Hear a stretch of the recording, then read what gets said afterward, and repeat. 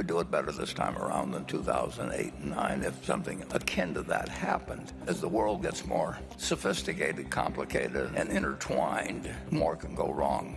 We do want to be able to act when it happens. Warren Buffett has been selling huge amounts of his stock holdings, but instead of reinvesting it, he's keeping the cash on the sidelines based on what he's seeing in the market. So I want to show you what this looks like and then talk about why this is happening.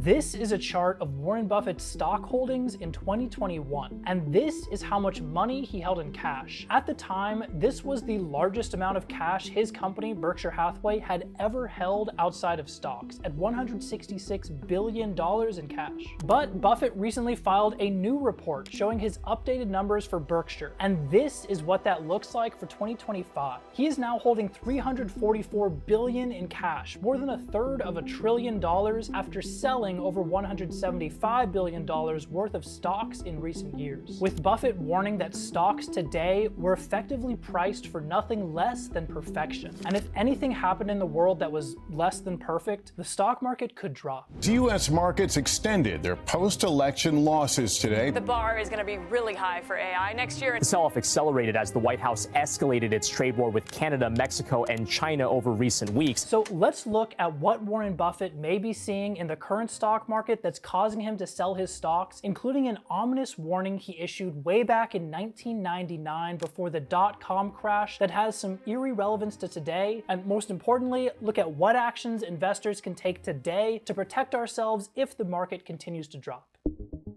So first off, the new info that we've gotten on Buffett's trades. So Berkshire Hathaway is always trading in and out of stocks, but in recent years, their selling has far outstripped their buying. In 2024 alone, we can see the company sold $134 billion more stock than they bought, a huge increase from previous years. And the cash that they produced isn't just going to pay Buffett's hefty tax bill, because we can see the company's cash position has soared in recent years to more than double their previous highest cash amount. So when a big investor builds a big cash position, sometimes it's called holding dry powder, money that Buffett wants ready if he finds a stock at a good price. But that begs the question for regular investors like you and me, does Buffett really not see any stocks that are a good price right now? And what does that mean for the rest of the market? So this chart got my attention with this story. This is a chart showing how many stock buybacks Berkshire completed dating back to 2022. A stock buyback is when a company uses the cash it's generating to buy its own shares, usually because it thinks the stock's price is undervalued and deserves to be higher. Well, for the last quarter of 2024, those stock buybacks dropped to zero. Buffett didn't think any of his companies were worth enough to deploy his cash into. Now, Buffett doesn't do as much public speaking as he used to. The man's 94 years old after all. But he doesn't exactly need to shout it from the rooftops for investors to come to their own conclusions, which is that Buffett thinks the stock market is overvalued and he's moving to cash so that he can buy those same stocks at a discount after they crash. Be fearful when others are greedy, and only be greedy when others are fearful. Buffett actually made that famous quote in a letter to Berkshire shareholders in 1986, a year before Black Monday kicked off the stock market crash of the 1980s. And 13 years later, in 1999, Berkshire successfully called another stock market crash by looking at the greed in the market. And today, famous investor Howard Mark has called out how that warning has some concerning parallels to today.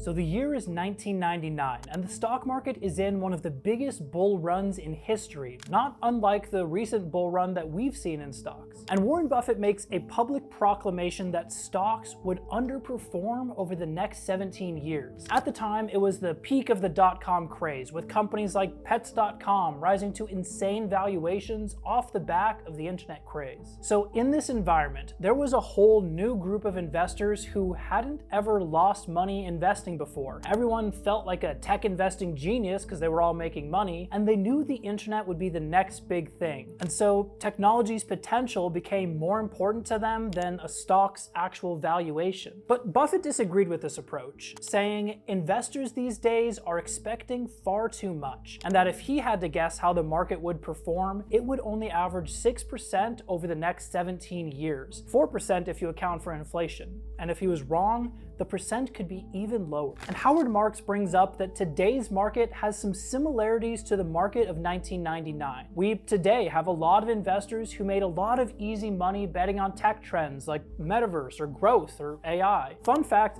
this study showed that funds that just put AI in their name literally made more money than similar funds without it in the name, implying that at least some investors were investing by just following the trends. Now, back in the late 90s, the best performing stocks included companies like Amazon and Yahoo. In fact, Yahoo, a search engine that didn't really make a ton of money, became the most valuable company in the world at one point. And this is because, as Marx points out, bubbles tend to originate from a new technological innovation. Because when a new technology comes out, like the internet or maybe AI, no one really knows how it should be valued, and so people just bet on the idea and its potential. Investors were right that internet companies would go on to change the world. They were just wrong that pets.com would be the ones to do it. And Buffett saw all this back in 1999 and said that while stocks might temporarily trade on potential, sometimes for a very long stretch, sooner or later, value counts. And that bet that Buffett made that stocks would only return a 4% real return, well, after the dot-com bubble burst and the market lost 50% of its value overnight, the stock market over the next 17 years averaged just a 2.5% return per year.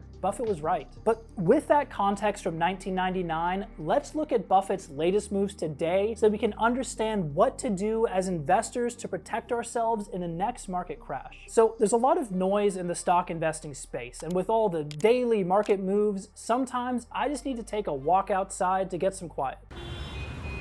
It's not that quiet. Luckily, Raycon reached out to sponsor this video and save my sanity. So I've been using the Everyday Earbuds by Raycon for about a month now, and their active noise cancellation and 32-hour battery life lets me just pop them in when I need some peace and quiet while getting premium audio wherever I go. And if I need to, I can turn on awareness mode to get audio pass-through of my environment. I really appreciate their multi-point connectivity so I can connect to both my phone and my computer and switch between them without needing to repair the Bluetooth. And so after Raycon sent these to me, I ended up using them pretty much every day when I go for walks. It's really nice to just not worry about the battery life, and the fact that they aren't just black and white like most of my old earbuds makes them easier to keep track of. So to support the channel, go to buyraycon.com/fintech to get 20% off the best-selling everyday earbuds, brought to you by Raycon. And now let's see what Buffett is seeing in today's market that echoes the market in 1999. So since for Buffett, valuation is everything, let's look at what the numbers are telling us about the stock market.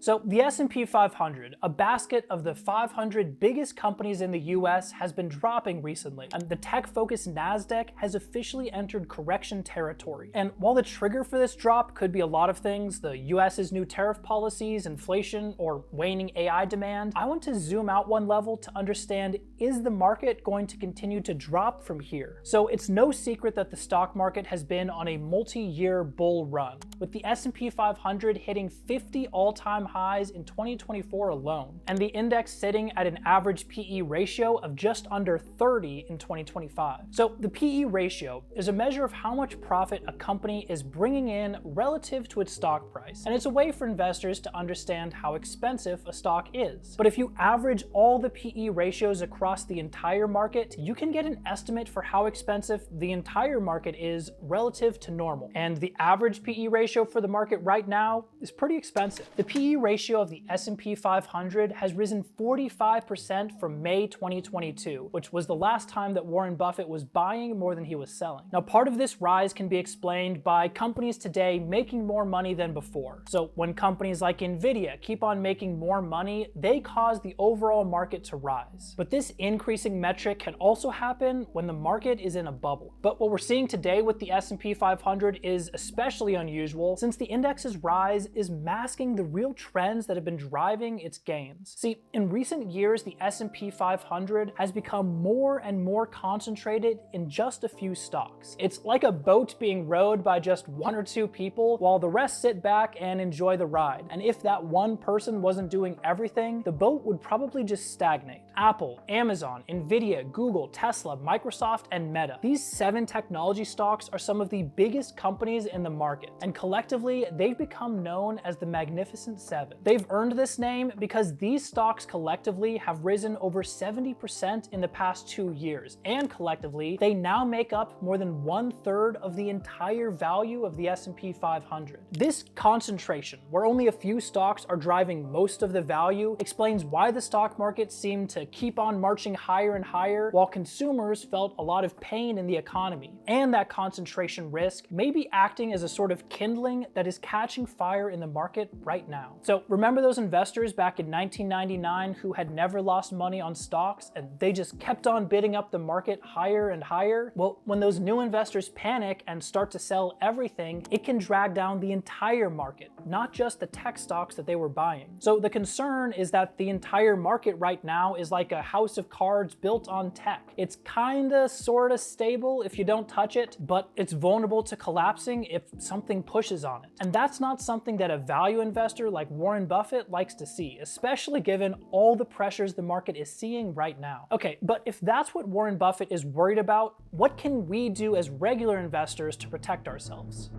So first off, if we knew for sure that the market was going to crash further from here, which we don't at this point, we would have 2 options in front of us. Number 1 would be to short the market, basically go full Michael Burry from The Big Short and bet that the market will drop. I think we can probably cross this option off the list because this is an extremely aggressive strategy that can easily lose all your money. See, shorting the market requires both that the market drops and that it drops when you think it will. Even Michael Burry, one of the most famous short investors ever, ran into trouble when it took 3 years from the time he first started investigating the housing bubble in 2005 to when it finally collapsed in 2008. He almost lost all of his money when his fund's investors revolted and tried to pull their money out early. So unless you're a hedge fund with millions in the bank, a long-term short against the market is almost never worth it, since on average, the market does go up. A famous economist once said, "The market can remain irrational longer than you can remain solvent." And with shorts, you can correctly predict a market crash and still end up losing money. Which leaves us with the second option, moving some or all of our money out of stocks and into cash like Warren Buffett. This has some potential benefits, since it seems like it would protect us from the worst of a market crash and give us some dry powder to buy back cheap stocks later on. But let's compare the 2 most extreme versions of this: holding as if nothing is happening, or selling and trying to buy back in at the market bottom. How well have these 2 strategies worked in the past?